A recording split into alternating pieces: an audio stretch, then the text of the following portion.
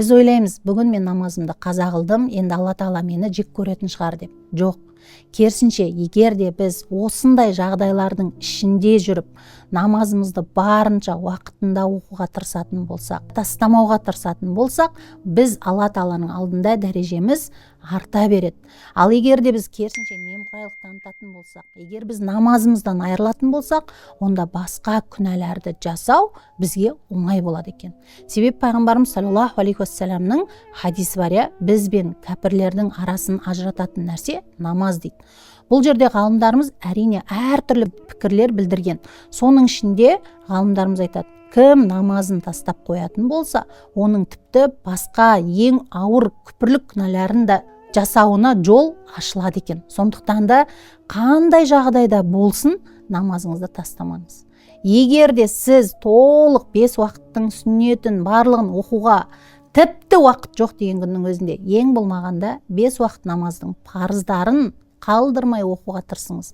Өз уақытында оқуға тырысыңыз. Одан кейін, егер де белгілі жағдайлармен қаза қылып қойған болсаңыз, оны ертеңгі күндерге дейін жинамаңыз. Бүгін қазасын өтеуге тырысыңыз. Себебі намаздың қазасы көбейген сайын, ол бізге ауыр жүк болады. Ауыр жүк бұл бізде көбейген сайын, біз өзімізді кінәлап бастаймыз. Өз-өзін кінәлайтын болсақ,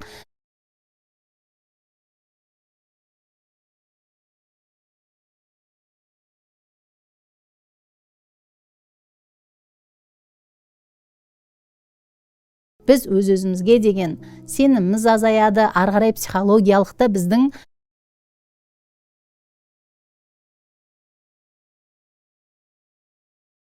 хәліміз төмендеп кетеді екен. Сондықтан, құрметті ханымдар, арулар, оқырмандар, қандай жағдай